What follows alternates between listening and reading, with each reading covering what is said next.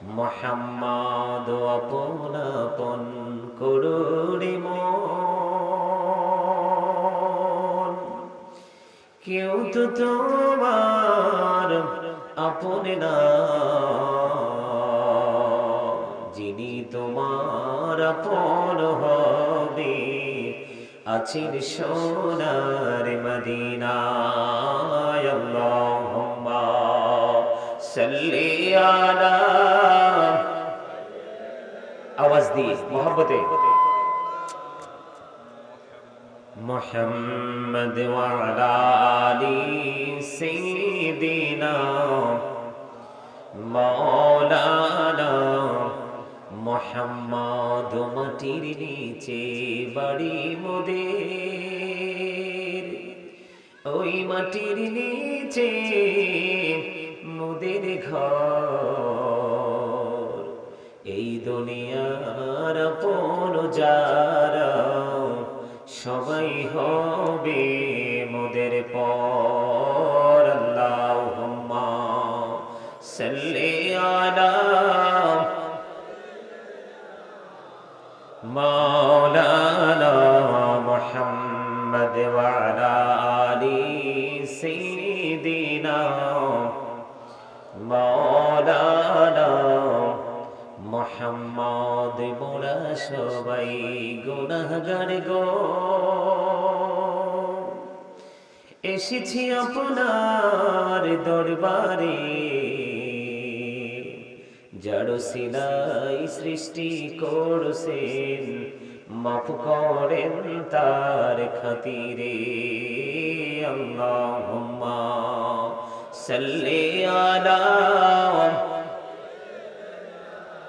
মাওলানা মুহাম্মদ ওয়া আলা আলি সাইয়্যিদিনা মাওলানা মুহাম্মদ লা ইলাহা ইল্লাল্লাহ লা ইলাহা নষ্ট করো না লা ইলাহা ইল্লাল্লাহ লা ইলাহা ইল্লাল্লাহ হায়রে কত সুন্দরী মদিনা যাইতে এই মন দিওয়ানা হায়রে কত সুন্দর মদিনা যাইতে এই মন দিওয়ানা হায়রে দয়া করো দয়াল আল্লাহ দয়া করো দয়াল আল্লাহ নসিব করো মদিনা লা ইলাহা ইল্লাল্লাহ লা ইলাহা হায়রে নামাজ রোজা ছাইরো না মা বাবাকে ভুইলো না হায়রে নামাজ রোজা ছাইরো না মা বাবাকে ভুইলো না হায়রে জান্নাতে বাসি হইতে চাইলে জান্নাতে বাসি হইতে চাইলে প্রাণ ভরে করো সাধনা লা ইলাহা ইল্লাল্লাহ লা ইলাহা ইল্লাল্লাহ তুমি কাহুরি বানাইলা সফিউল্লাহ তুমি কাহুরি বানাইলা নাজিউল্লাহ মোর নবীকে বানাইলা তুমি মোর নবীকে বানাইলা তুমি নূর মুহাম্মদ সাল্লাল্লাহ লা ইলাহা ইল্লাল্লাহ লা ইলাহা Allah Allah Allah Allah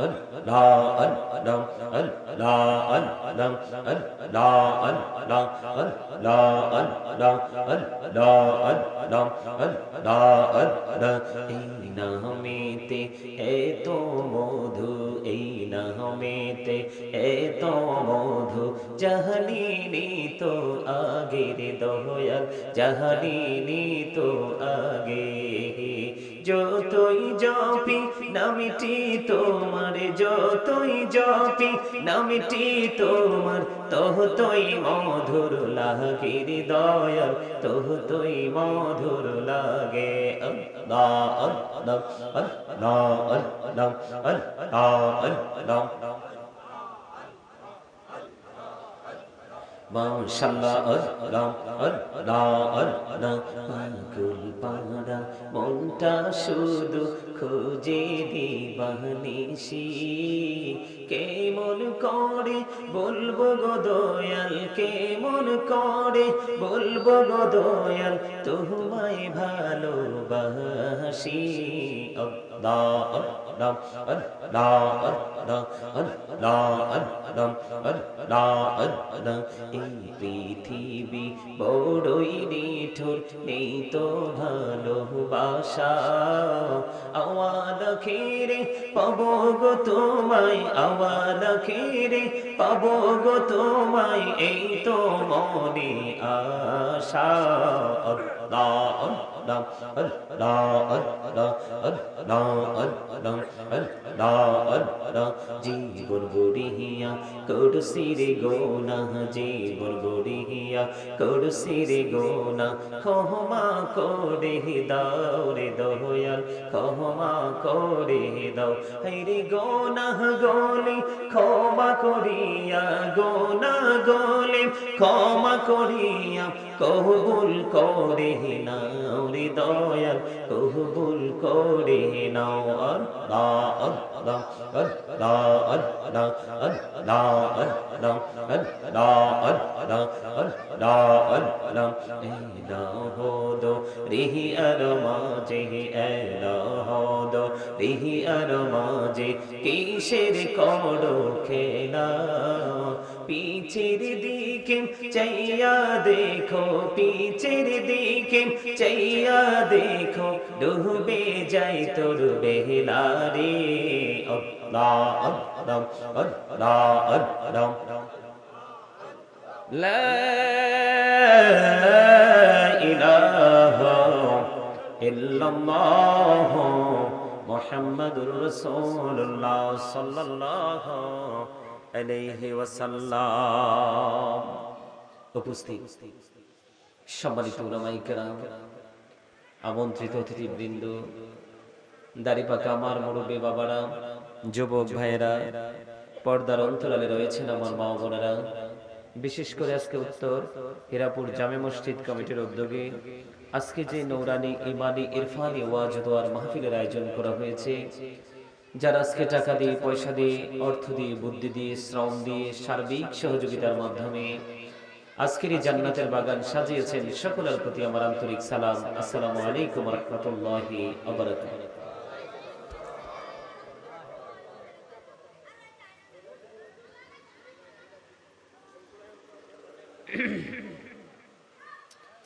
সম্মানিত উপস্থিতি, আমি আপনাদের সকলকে বিনীতভাবে অনুরোধ করব, সবাইকে খুব গুরুত্ব সহকারে কথাগুলো শোনার অনুরোধ থাকবে প্রথমেই। দ্বিতীয়ত হচ্ছে, আসলে আমার ভাষা, আমার কথা আপনাদের কতটুকু হৃদয় পর্যন্ত পৌঁছাবে সেটা আমি জানি না, তবে আমি সর্বোচ্চটা দিয়ে আপনাদেরকে আলোচনা কোরআন হাদিস থেকে বোঝানোর চেষ্টা করব। আপনাদেরকে আমি একটা কথা বলে দিতে চাই, সব সময় একটা কথা মনে রাখবেন, নামাজ কিন্তু সবাই পড়ে, কম আর বেশি, কিন্তু নামাজ পড়ার পরেও সবাই কিন্তু সফল হতে পারবে না। প্রাতিষ্ঠানিকভাবে শিক্ষা অর্জন করার প্রত্যাশা সবার মধ্যে থাকে এবং সেটাকে বাস্তবায়ন করে, কিন্তু আমাদের বাংলাদেশে দেখা যায় গ্রাজুয়েশন কমপ্লিট করার পরেও কিন্তু সে তার লক্ষ্যে পৌঁছাইতে পারে না। ব্যর্থতার গ্লানি নিয়ে তাকে সারাটা জীবন তাকে দুঃখে দুঃখে মরতে হয়, ঠিক কিনা বলেন? ঠিক তেমনি ভাবে বাংলাদেশি মানুষ, বিশেষ করে আমি আমার দেশের কথাই বলি, প্রত্যেকটা মানুষের স্বপ্ন দেখে তার ফিউচারকে ব্রাইটনেস করবে, কিন্তু এটা কি আদৌ সম্ভব হয় সবার পক্ষে? সম্ভব হয় না। ঠিক তেমনি ভাবে আজকে আমাদের এই জান্নাতের বাগান, এটা নূরানি ইমানি ইরফানি জলসা, এটা সত্যিকারের একটা মার্কেট, সত্যিকারের একটা বাজার, প্রফেশনাল, এটা টিচিং প্রফেশন। আমরা সবাই এমন একটা জায়গায় এসেছি, যেই জায়গা থেকে আমরা প্রেজেন্ট এন্ড ফিউচার দুটো জায়গাকে, দুটো প্লেসকে আমরা ব্রাইটনেস করার জন্য যা যা প্রয়োজন আমরা এখান থেকে সেইটুকু নিতে এসেছি, তাই তো? সম্মানিত উপস্থিতি, মাহফিলে কিন্তু সবাই আসে, কিন্তু সফল হতে সবাই পারে না। বলে হুজুর সফলতা বলতে কি বোঝাচ্ছেন? সফলতা বলতে এটা আমি বোঝাতে চাই, আমরা কিন্তু সবাই গুনাহগার, কেউ কিন্তু নিজেকে নিষ্পাপ বলতে পারবো না। আমরা সবাই গুনাহ নিয়ে বেঁচে আছি, কিন্তু স্বপ্ন প্রতিদিনই দেখি যে আল্লাহ না জানি কোন দিন কোন ভালো কাজের কারণে আল্লাহ আমাকে নিষ্পাপ করে দিবে, তাই না? মাহফিলে সবাই আসে ঠিকই, কিন্তু সফল সবাই হতে পারে না। কেন পারে না জানেন? আমরা আল্লাহর গোলামি করার পরেও আমরা সফল হতে পারি না, সাকসেস হতে পারি না। তার কারণ হলো আপনাকে আল্লাহ রাব্বুল আলামিন দুটো অপশন দিয়েছে। কয়টা? দুটো অপশন দিয়েছে। এই চাটা খেয়ে ফেলেন, যে কেউ একজন, তো নষ্ট করে লাভ নাই তো। আমি আপনাদেরকে বলি, মাহফিল কবুল হওয়ার জন্য কিন্তু হাজার হাজার লক্ষ লক্ষ মানুষের উপস্থিতি এটা কিন্তু শর্ত নয়। শর্ত হলো প্রেম, শর্ত হলো তাকওয়া, শর্ত হলো মুহাব্বত। যদি অত্যন্ত ভালোবাসা নিয়ে তাকওয়া নিয়ে আমরা বসে আলোচনা শুনতে পারি, আলোচনা করতে পারি, তাহলে উভয় আমরা সফলতা অর্জন করতে পারবো। পারবো কি পারবো না? আপনারা বলেন তো, আমাদের চারপাশ কি প্রতিকূলতায় ভরা নাকি অনুকূল পরিবেশে আছি আমরা? প্রতিকূল পরিবেশ না? কথা বলেন না কেন? আমরা কি আসলে সত্যিকার অর্থে সফল? না, আমরা সফল হতে পারিনি। কেন না? এই কারণে আমরা সফল হতে পারিনি, আমরা মুসলমান হিসাবে আমাদের মুসলমানিত্বটাকে যেভাবে ধরে রাখার দরকার আমরা সেটা করতে পারিনি। অথচ যেটা আমাদের করা এক সেকেন্ডের জন্য প্রয়োজন নেই এবং আল্লাহ এবং রাসূলের হুকুম নাই, সেটাই আমরা করছি। যেমন এক্সাম্পল হিসাবে যদি আমি দিতে চাই, আল্লাহ রাব্বুল আলামিন পবিত্র কালামে হাকিমে স্পষ্ট করে বলে দিয়েছে, ইন্নাল কাফিরিনা কানু লাকুম আদুওয়াম মুবিনা। আল্লাহ রাব্বুল আলামিন বলেছেন, the heretics are the eternal enemy of the believers. ঈমানদারদের প্রকাশ্য শত্রু হলো বেঈমান কাফেরেরা। আজকে আমরা আমাদের সন্তানেরা, আমাদের ভাই বোনেরা, আমাদের মা বোনেরা ম্যাক্সিমামই দেখেন বেঈমান কাফেরের সংস্কৃতির চর্চা নিয়ে তারা কন্টিনিউয়াসলি ব্যস্ত আছে। ঠিক কিনা বলেন? আরো জোরে বলেন, আর একটু মহব্বতে। এই ভোট খাওয়ার জায়গা, এই জায়গার বাহিরে another place, যেই কোনো জায়গা, আমি কিন্তু দেখছি, আমি দরুদ পড়েছি, আপনি ভোট খাচ্ছেন কন্টিনিউ, আমি জিকির করতেছি, আপনি কন্টিনিউ ভোট খাচ্ছেন বা বাদাম খাচ্ছেন, আপনারা দুজন কথা বলতেছেন। এটা কিন্তু যথেষ্ট বেয়াদবি। কেন জানেন? আল্লাহ রাব্বুল আলামিন আপনাকে আমাকে এই জবানটা দিয়েছে আপনার অপ্রাসঙ্গিক অগ্রহণযোগ্য ভাবে কথা বলার জন্য নয়। আল্লাহ রাব্বুল আলামিন আপনাকে আমাকে জবান দিয়েছে কি জন্য জানেন না? যদি জানতাম আমরা, তাহলে আজকের এই আমি গতকালকে যে প্রোগ্রাম করেছি, গতকালকে চট্টগ্রামে যে প্রোগ্রামটা করেছি, এই প্রোগ্রামটা মিনিমাম 2টা প্রোগ্রামের সমান হবে। প্রায় 2 ঘন্টা আমি কন্টিনিউয়াসলি আলোচনা করেছি। একটা মানুষ নড়াচড়া করে নাই, এখান থেকে মাইনাস হয় নাই, বরঞ্চ প্লাস হয়েছে। আমি যখন নেমে আসবো প্রায় 12:40 বাজে, প্রধান অতিথি ছিলাম তো, ওনারা বলতেছে হুজুর আরো 1 ঘন্টা আলোচনা করেন। কি করেন? তাহলে আপনারা বুঝেন তাদের সিনাই কত বেশি প্রেম আল্লাহ রাব্বুল আলামিন দিয়েছে। আমি আপনাদেরকে একটা একটা করে বিভিন্ন সাইড থেকে আমি আপনাদেরকে টপিকস আকারে একটু বোঝানোর চেষ্টা করব, কারণ যথেষ্ট গাফিলতি, যথেষ্ট গাফেল মানুষ এখানে আছে, আমি বুঝতে পেরেছি। এই মাহফিলের দিনটা এলাকার জন্য একটা ঈদের দিন হওয়ার কথা, একটা উৎসবের দিন হওয়ার কথা, তাই না? কথা বলেন। অথচ বিয়ের দিন, এই দিনটা যেইভাবে আমাদের পালন করা দরকার সেইভাবে তো করিনি, বরঞ্চ উল্টো দিকে আমরা ঈদের আমেজে ভরপুর হয়ে আমাদের হৃদয়ে ঢোল খেতে থাকে। ঠিক কিনা বলেন? আসলে সেটা আমাদের জন্য করা মোটেও উচিত নয়। বলো কেন বললেন হুজুর? আপনারা বলেন, আল্লাহ রাসূল বলেছেন, the music and musical instrument will be increased. গান বাদ্যযন্ত্র বেড়ে যাবে কিয়ামতের পূর্বক্ষণে। এটা কিয়ামতের অন্যতম একটা আলামত। আপনারা বলেন সুন্নতে খাতনা হোক, আপনার বিশেষ করে বার্থডে হোক, ম্যারেজ ডে হোক, এরকম যেই কোনো আপনার সময়ে দেখবেন যে গান বাদ্যযন্ত্র এমন ভাবে বাজতে থাকে, কিন্তু সেটা টোটাল মুমিনের জন্য হারাম। এটা আমাদের জন্য কি টোটাল হারাম, কিন্তু আমরা খুব মজা করে এটাকে এনজয় করি, করি কি করি না? তাহলে কি আমরা মুসলমান হতে পেরেছি? কথা বলেন, আরো জোরে বলেন, আরো জোরে। আপনাদেরকে আমাদেরকে কিন্তু আল্লাহ রাব্বুল আলামিন জবান দিয়েছে ভোজ বাদাম খাওয়ার জন্য নয়। চা দোকানে বসে বসে চা পান করব আর মানুষের বদনাম করব, মানুষের গীবত করব, কার বাড়িতে কি হয়েছে সেটা নিয়ে সমালোচনা করব। আল্লাহ কিন্তু সেটার জন্য আপনাকে আমাকে জবান দেয়নি। আল্লাহ রাব্বুল আলামিন আপনাকে আমাকে কোলাহল পরিবেশে বসে ফ্রেন্ড সার্কেলকে নিয়ে যেই বক্তব্য আপনার আমার জীবনে কোনোদিন কোনো মুহূর্তে প্রয়োজন নেই, সেই সমস্ত বক্তব্য দেওয়ার জন্য কিন্তু আল্লাহ রাব্বুল আলামিন আপনাকে আমাকে জবান দেয়নি। জবান কেন দিয়েছে জানেন? আল্লাহ রাব্বুল আলামিন বলেছেন, remember me then I will remember you. তোমরা আমাকে স্মরণ করো, আমি তোমাদেরকে স্মরণ করব। ফাযকুরুনি আযকুরুকুম। তোমরা আমাকে স্মরণ করো, আমি তোমাদেরকে স্মরণ করব।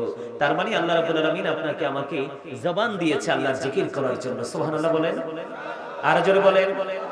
আমি আপনাদেরকে একটা কথা বলে রাখি, হাদিস শরীফ থেকে কালেক্ট করা। সেটা হলো, আপনারা যে জানাতার বিজ্ঞানে এসেছেন, সুবহানাল্লাহ আলহামদুলিল্লাহ আল্লাহু আকবার বলতে কখনোই কৃপণতা করবেন না। কেন জানেন? কারণ সুবহানাল্লাহ আলহামদুলিল্লাহ আল্লাহু আকবার এগুলো হলো জান্নাতের বাগানে যারা আসে তারা জান্নাতের মেহমান হয়ে যায়। কার মেহমান? আল্লাহর মেহমান হয়ে যায়। কার মেহমান হয়ে যায়? এই মেহমানদের জন্য খাবার দিয়েছেন আল্লাহ রাব্বুল আলামিন জান্নাতে। এগুলো হলো সুবহানাল্লাহ, আলহামদুলিল্লাহ, আল্লাহু আকবার, লা ইলাহা ইল্লাল্লাহ। এগুলো বলতে কখনোই কৃপণতা করবেন?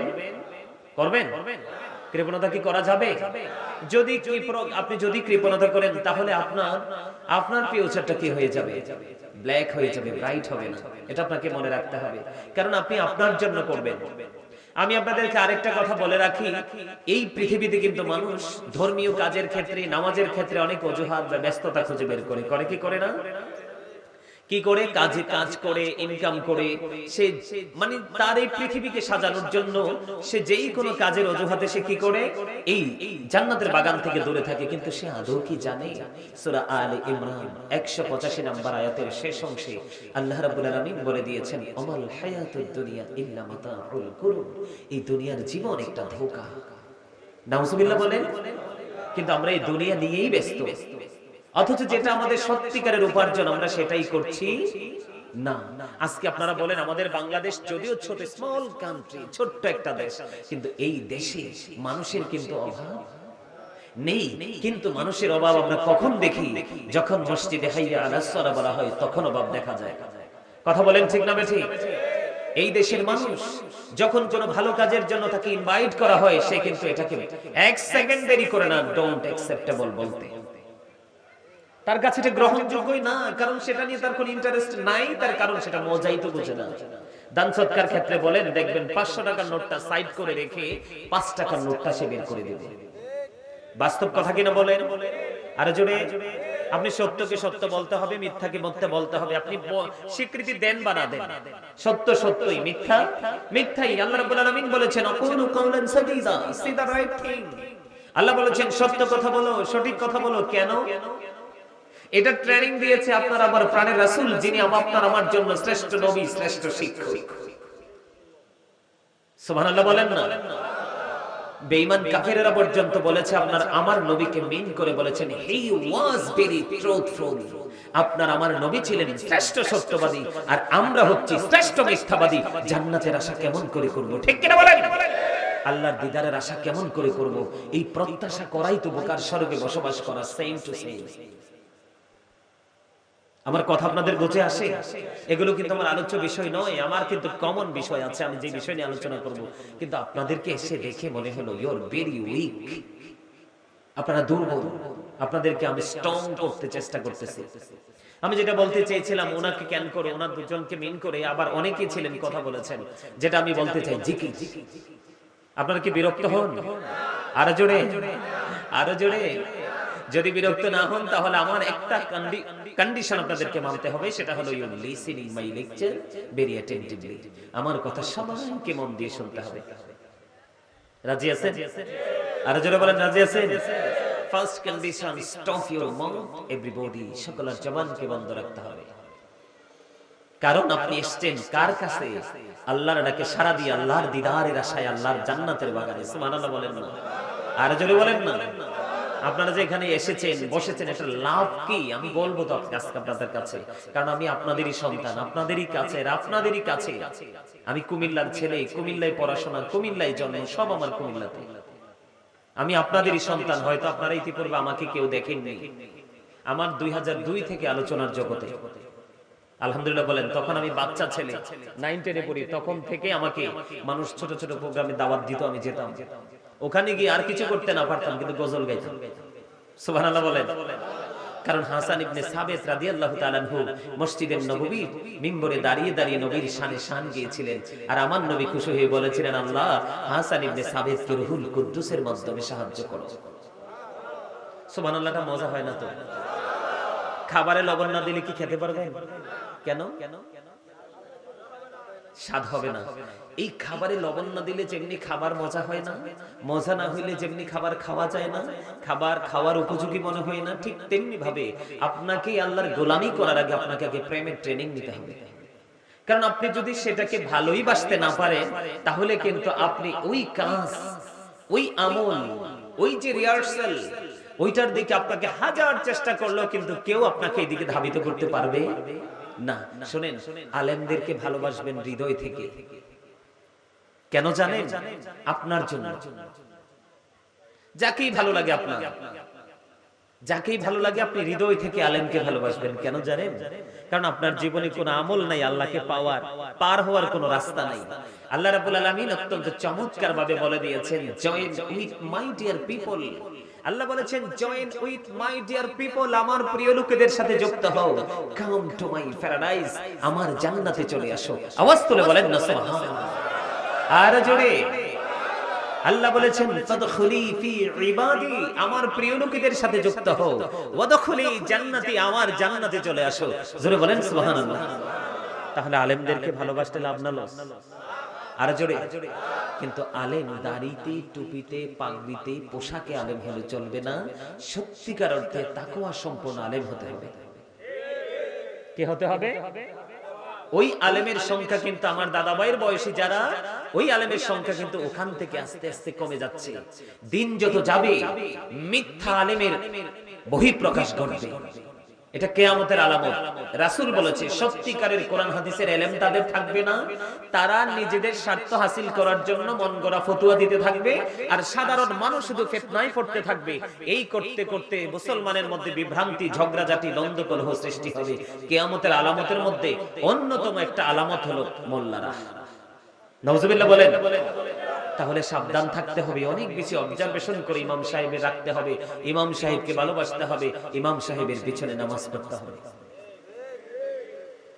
সম্মানিত উপস্থিতি, যেই মূল পয়েন্ট ধরে আমি এগোতে চেয়েছি সেটা হলো জিকির। আল্লাহ কি বলেছেন? তোমরা আমাকে স্মরণ করো, তাহলে আমি তোমাদেরকে স্মরণ। কি চমৎকার কন্ডিশন না? ডাকলে, আমি যদি ডাকি তাহলে সাড়া পাবো, না ডাকলে সাড়া পাবো না। বলছে কে? আল্লাহ। তাহলে আমরা জিকির করতে হলে অত্যন্ত গুরুত্ব দিয়ে ডাকতে হবে, স্মরণ করতে হবে। জিকির করতে হলে আপনার কোনো কন্ডিশন নেই। শুয়ে থাকেন, করতে হবে। বসে আছেন, করতে হবে। দাঁড়িয়ে আছেন, করতে হবে। কিন্তু কোন এক্সকিউজ ডোন্ট অ্যাকসেপ্টেবল। কোন ধরনের কোন অজুহাত চলবে না। ফাযকুরুল্লাহ কিয়াম, দাঁড়িয়ে দাঁড়িয়ে জিকির করো, কুউদান, বসে জিকির করো, ওয়ালা যুনুবিকুম, শুয়ে শুয়ে জিকির করো। তারপরেও জিকির বন্ধ করা যাবে না। তাহলে জিকিরের জলসায় এসে যারা চুপ থাকে তারা কি বুদ্ধিমান? কথা বলেন, তারা কি বুদ্ধিমান? তারা কখনোই বুদ্ধিমান হতে পারে। কারণ আমি পৃথিবীর কোন নরমাল জায়গায় আসিনি, যেই জায়গায় আসলে আল্লাহকে সরাসরি পাওয়া যাবে সেই জায়গায় এসেছি। তাহলে সেটাকে আমি সেইভাবে কি করতে হবে? সম্মান করতে হবে। সম্মানিত উপস্থিতি, আল্লাহ বলেছেন, ইয়া আইয়ুহাল্লাযীনা আমানু যকুরুল্লাহা যিকরান কাসীরা ওয়াসাব্বিহুহু বুকরাতাও ওয়াসীলা। আল্লাহ খেয়াল করবেন, আল্লাহ কিন্তু ইয়া আইয়ুহাল্লাযীনা আমানু বলেছেন। আল্লাহ ঈমানদারকে ডাক দিয়েছেন, কোন বেঈমান, কোন কাফির, কোন মুশরিক, কোন মুনাফিককে ডাক দেয়নি। বেঈমান কাফের সবগুলো হচ্ছে আমাদের বিপরীত, এগেইনস্ট পার্টি, ঠিক কিনা বলেন? কিন্তু বেঈমান কাফেররা আপনার আমার প্রকাশ্য শত্রু, কিন্তু ছদ্মবেশী শত্রু হলো মুনাফিক। এটা বড় ভয়ঙ্কর। ইসলামের ক্ষতি যুগে যুগে করেছে মুনাফিকরা। কারা? এখনো করছে কারা? মুনাফিকরা, আপনাদেরকে মনে রাখতে হবে, the hypocrites will be in the lowest place of hell. মুনাফিকরা জাহান্নামের একবারে সর্বনিম্ন জায়গায়, লোকাল জায়গায় থাকবে। ইন্নাল মুনাফিকিনা ফি দারকিল আসফালি মিনান নার। আর রাসূল বলেছে, এটা কোরআন, আর রাসূল বলেছে কি, বিলিভার্স লাভ দ্য প্রফিট, ঈমানদাররা আমি নবীকে ভালোবাসবে, hypocrites don't love the profit, মুনাফিকরা আমি নবীকে ভালোবাসবে না। তাহলে বুঝতে হবে, নবীর প্রেম যার সিনাই সেই হলো ঈমানদার, যার সিনাই নবীর প্রেম নাই সে কখনো ঈমানদার হতে পারে না, সে টাটকা মুনাফিক। এটা রাসূলের কথা। কার কথা? রাসূলের কথা। তাহলে আপনাকে আগে মূলটা বুঝে নিতে হবে। এখন জিকির আমরা করব, কিভাবে করব?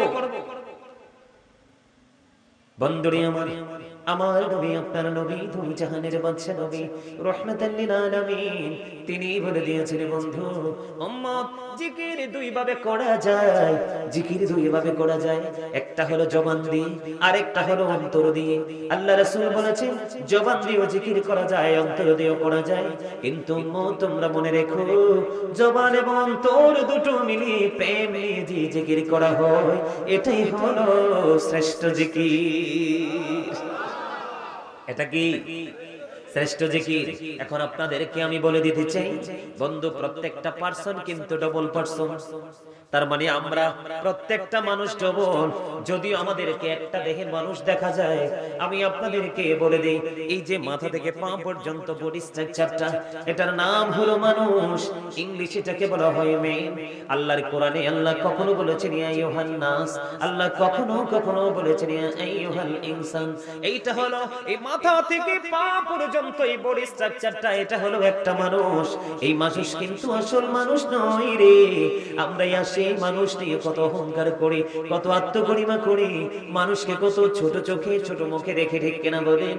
কিন্তু আসলে এই দেহটার কোনো মূল্য নেই। এই দেহটার ভিতরে আরেকটা মানুষ আছে, যেটাকে ইংলিশে বলা হয় সোল, বাংলাতে বলা হয় আত্মা, আল্লাহর কোরআনের ভাষায় বলা হয় রূহ। আল্লাহ বলেছেন, say the soul is the word of my lord, কওলির রূহু মিন আমরি রব্বি। First tense, present tense, future tense, অতীত, বর্তমান, ভবিষ্যৎ। গুরুত্বপূর্ণ ইস্যু বন্ধু, অত্যন্ত মনোযোগ সহকারে শুনবেন। আমার আল্লাহ রাব্বুল আলামিন অত্যন্ত চমৎকার ভাবে আমাদেরকে বুঝিয়ে দিয়েছেন, বান্দা, তোমার মধ্যে দুইটা পার্ট আছে। একটা দুনিয়ায় শুরু, দুনিয়ায় শেষ হয়ে যাবে। আর একটা পার্ট, এটা আল্লাহ রাব্বুল আলামিন ওই আরশের জগতে, রূহের জগতে সকল আত্মাকে সৃষ্টি করেছেন। আল্লাহ রাব্বুল আলামিন রেখেছেন আল্লাহর আরশের চতুর্দিকে। বন্ধুরে আমার, ওই যে আত্মাটা, ওই সোল, ওই রূহটা, এটা যখন আপনার আমার দেহ ছিল না, তখনও ছিল। মা বাবার মাধ্যমে যখন আপনার আমার দেহটা তৈরি হয়েছে, ওখান থেকে ট্রান্সফার হয়ে এটা আপনার আমার বডিতে চলে এসেছে। আবার যখন একদিন বন্ধু এই পৃথিবী ছেড়ে চলে যাবেন, আপনার দেহ মরে যাবে রে, ওই আত্মা কিন্তু মরবে না। এই জন্য আল্লাহ রাব্বুল আলামিন বলেছে, ওই যে আত্মার কোনো ক্ষয় নেই, আত্মার কোনো বিনাশ নাই। আত্মাটা জাস্ট আল্লাহর অর্ডার, আল্লাহর নির্দেশ। এটা শুধু প্লেস চেঞ্জ করে, স্থান পরিবর্তন করে। একটা মানুষের আসল মানুষ হলো, ও বন্ধু, সত্যিকারের মানুষ হলো যার আত্মাটা জিন্দা, সেটাই হলো সত্যিকারের মানুষ। আপনারা আমার কথা বুঝেন না? তো বুঝলে জি বলেন, না বলেন, ইয়েস বলেন, নো বলেন, যেটাই বলেন আপনারা একটু কনফিডেন্সলি বলবেন, আওয়াজ দিয়ে বলবেন, প্রেমময় ভাবে বলবেন, কারণ বাগানটাই প্রেমের। বাগানটাই কিসের? আরো জোরে, আরে আরো জোরে, আরো জোরে, আরো জোরে। আমি তোমার প্রেমের ভিখারি ইয়া রাসূলুল্লাহ, আমি তোমার প্রেমের ভিখারি ইয়া রাসূলুল্লাহ, ইয়া হাবিবাল্লাহ। আমারে পছন্দ করেন না, করলে বলেন না কেন? বাংলা ভাষাই তো বলছি, তাই না? সবাই বলেন আমার সাথে, অত্যন্ত প্রেমময় গজল। আপনারা কি গজল পছন্দ করেন না? কে কে পছন্দ করেন? দুইটা হাত তুলে দেখান তো দেখি। আল্লাহর হাবিবের শানে গজল কে কে পছন্দ? সোজা করে, সোজা করে, একদম স্ট্রংলি বলতে হবে, হাত নামান। তাহলে আমি যখন ছেড়ে দিব আপনারা ধরবেন। পারবেন তো? আরো জোরে বলেন, পারবেন? আমার সাথে গান, একবারে সহজ ভাষা, সহজ সুর। আমি তোমার প্রেমের ভিখারি ইয়া রাসূলুল্লাহ, আমি তোমার প্রেমের ভিখারি ইয়া রাসূলুল্লাহ, ইয়া হাবিবাল্লাহ, আমি তোমার প্রেমের ভিখারি। আমি তোমার প্রেমের ভিখারি ইয়া রাসূলুল্লাহ, আমি তোমার প্রেমের ভিখারি। তোমার প্রেমের গোড়া সুরে নাই যে তুলনা, নাই যে তুলনা, গোড়া সুরে নাই যে তুলনা।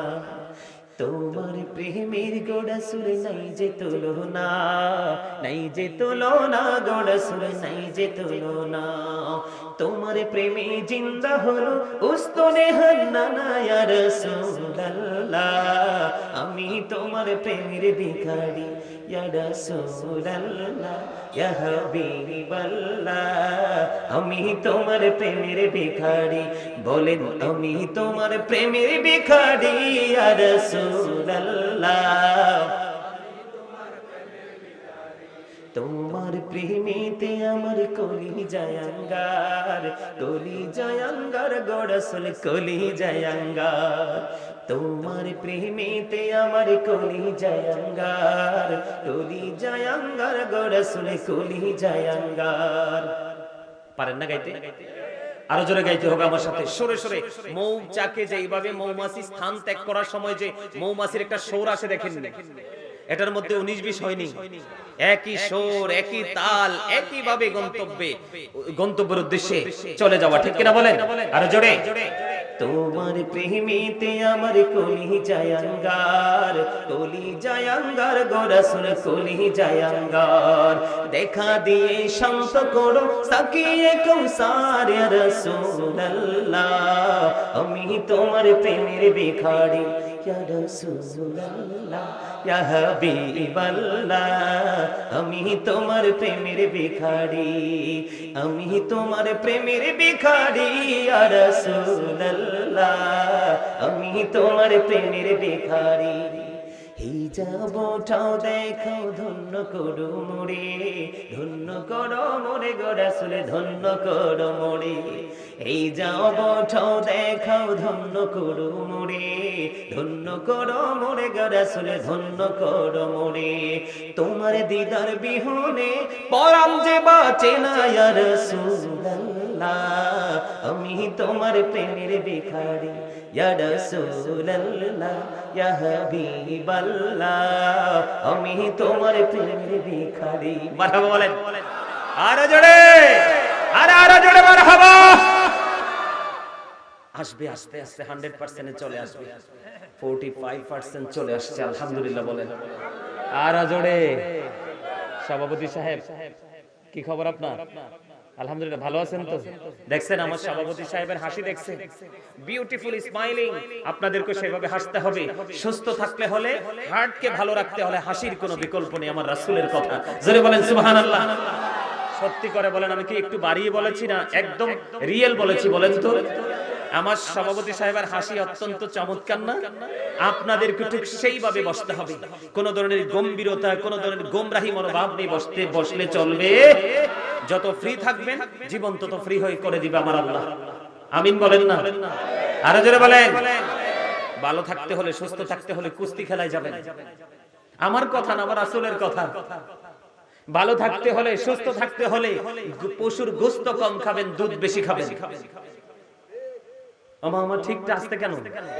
কারণ পশুর বডিতে যত মেডিসিন ইউজ করা হয় সবগুলো গোশতে ঢুকে যায়, আর যত সবুজ শ্যামল ঘাস খায় এখান থেকে দুধ বের হয়। এজন্য রাসূল বলেছেন গোশত কম খাও, দুধ বেশি খাও। আরো যারা বলেন, যদি সুস্থ থাকতে চাও তাহলে রাত্রে গভীর করে ঘুমানো যাবে না। আমার রাসূল বলেছেন রাত্র জেগে কোন ধরনের কাজ গ্রহণযোগ্য নয়। সকাল করে খেয়ে নামাজ পড়ে সকাল সকাল ঘুমিয়ে যাও, আবার তোমরা তাহাজ্জুদের সময় উঠে যাও। জোরে সুবহানাল্লাহ। বলে হুজুর কেন গো, কেন গো? ওখান থেকে জিকির থেকে এখানে আসলেন কেন? এখানে আসার কারণ আমার মোবাইলটা তো সঙ্গে নাই। আপনাদের সবার কাছে মোটামুটি মোবাইল আছে, আছে না নাই? এই মোবাইল মুসলমানকে ইসলাম থেকে দূরে সরিয়ে দিয়েছে। হিন্দু, খ্রিস্টান, বৌদ্ধ, ইহুদি, নাসারাদের ধর্মীয় চর্চার জন্য উৎসাহ যোগাচ্ছে। আর আমার নবী যেই কথাগুলো বলেছে সবগুলো কথা থেকে দূরে সরে গেছে, ঠিক কিনা বলেন? আর জোরে বলেন। ও বন্ধু, এই জন্য আপনাদেরকে আমি বলে দিতে চাই, আপনারা বেশি বেশি করে জিকির করার অভ্যাস করেন, জিকির বেশি বেশি করেন। আমি জিকির থেকে গজলে চলে গেলাম। আপনারা আমার পানে রাসূল বলেছেন জিকির দুইভাবে করা যায়, ওয়াজগুলো মনে রাখেন। আমাকে আপনারা এই মুহূর্তে সবাই আপনারা টিচার মনে করবেন। আপনারা সবাই যদি কিছু সময়ের জন্য আমাকে টিচার মনে করতে পারেন, আর আমি তো আপনাদেরকে স্টুডেন্ট মনে করেছি, যদিও আপনারা আমার থেকে অনেক বেশি অনারেবল পারসন, অনেক বেশি ইন্টেলিজেন্ট, অনেক বেশি বন্ধু, অনেক বেশি বুদ্ধিমান, অনেক বেশি সম্মানী, বাবার বয়সী, চাচার বয়সী, দাদার বয়সী, আমার স্টুডেন্টদের বয়সী, তারপরে আমি আপনাদেরকে স্টুডেন্ট মনে করি। কারণ আপনাদের ভুল আছে, আমি ভুল ধরিয়ে দেব। আপনারা মনে করতে হবে অনেক ত্রুটি নিয়ে এসেছি, ত্রুটি মুক্ত হয়ে কাম থেকে বের হবো, কেনা বলেন আর চলে বলেন। এই জন্য আমি আপনাদেরকে বলে দিতে চাই, আপনারা আমার প্রাণের রাসূল বলে দিয়েছে দুইভাবে জিকির করা যায়, তবে দুইটাকে এক করে যে জিকির করা হয় ওইটা হলো উত্তম জিকির। জোরে জোরে বলুন না সুবহানাল্লাহ। আল্লাহর হাবিব বলে দিয়েছেন, আমি एग्जांपल দেই, একেবারে সহজ, আমার দিকে তাকান, ফলো মি। এই যে টিস্যু নিলাম আমি, আপনারা एग्जांपल জাস্ট আমি আপনাদেরকে বোঝানোর জন্য বলছি। বন্ধুরে আমার, আপনারা মনে করেন এই মাইক্রোফোনের মধ্যে ময়লা আছে, এই মুহূর্তে আমার জন্য সহজ উপকরণ হলো এই টিস্যু। এটা দিয়ে যখন আমি একটুখানি কি করে দিলাম, হাতটা বুলিয়ে দিলাম, ময়লা দূর হয়ে গেল। ঠিক তেমনি ভাবে আল্লাহ রাসূল বলেছেন, উম্মত বেশি বেশি করে তোমরা জিকির করো, বেশি বেশি করে তোমরা মালিককে স্মরণ করো, বেশি বেশি করে তোমরা মদিনা ওয়ালাকে স্মরণ করো। বলে হুজুর কি লাভ হবে? আমার রাসূল জানিয়ে দিয়েছে, তোমরা যদি বেশি জিকির করো, এই যেমনি ভাবে এখান থেকে টিস্যু নিয়ে যেমনি মাইক্রোফোন থেকে আমি ময়লা পরিষ্কার করে এটাকে ডাস্টবিন করে দিলাম, ঠিক তেমনি ভাবে তুমি যদি বেশি বেশি করে যদি জিকির করো, তাহলে তোমার ময়নাগুলো সবকিছু জিকির দূর করে তোমার এই কালটাকে মদিনার আয়না বানিয়ে দিবে। তার মানে হলো তোমার হৃদয় থেকে সকল গুনাহগুলো ঝরে পড়ে যাবে। জোরে জোরে বলুন না সুবহানাল্লাহ। আল্লাহর হাবিব সরকারে মদিনা তিনি বলে দিয়েছে, তোমরা যখন জিকির করো এমন ভাবে জিকির করো অন্য মানুষ দেখলেই যেন তোমাদেরকে পাগল বলে। জোরে বলুন না সুবহানাল্লাহ। এখন আমরা এমন ভাবে জিকির করি, জবানে জিকির করে অন্তরে জানে না, আর অন্তরে যদি জিকির থাকে জবানে প্রকাশ হয় না, কারণ আমাদের সেই ধরনের মানসিকতা নাই, ঠিক কিনা বলেন? আমি আপনাদের কাছে বলে দিতে চাই, আমি এই জন্য আজকে পবিত্র কালামে হাকিম থেকে ছোট্ট একটা আয়াত তেলাওয়াত করেছি। আল্লাহ রাব্বুল আলামিন বলে দিয়েছেন, ইয়া আইয়ুহাল্লাযীনা আমানু কু আনফুসাকুম ওয়া আহলিকুম নারা। আল্লাহ বলেছেন, O believers, save yourself and your families from the fire. Allah রাব্বুল আলামিন বলেছেন, কু আনফুসাকুম ওয়া আহলিকুম নারা। আল্লাহ বলেছেন, save yourself and your families from the fire. তুমি জাহান্নাম থেকে বাঁচো এবং তোমার পরিবারকেও তুমি জাহান্নাম থেকে বাঁচাও। এই জন্য আজকে আমি ওয়াজের শিরোনাম, আজকে ওয়াজের হেডলাইন দিয়ে দিয়েছি, আমিও বাঁচবো আর আমি আপনাদেরকে বাঁচার জন্য ইনস্ট্রাকশন দেব। জোরে জোরে কোন আপনারা গ্রহণ করতে রাজি আছেন না নাই? আমি অনেক সময় ধরে আজকে আলোচনা করব, রাজি আছেন নি? থাকবেন নি সবাই নাকি চলে যাবেন? শুধু থাকবেন না, প্রেম নিয়ে থাকবেন, ভালোবাসা নিয়ে থাকবেন। যদি ভালোবাসা নিয়ে থাকতে চান, আমি আপনাদেরকে সহজ আর একটা মেসেজ দিয়ে দেই। আল্লাহ রাব্বুল আলামিন বলেছেন, আল্লাযীনা আমানু, যারা ঈমান এনেছে, ওয়া কানু ইয়াত্তাকুন, এবং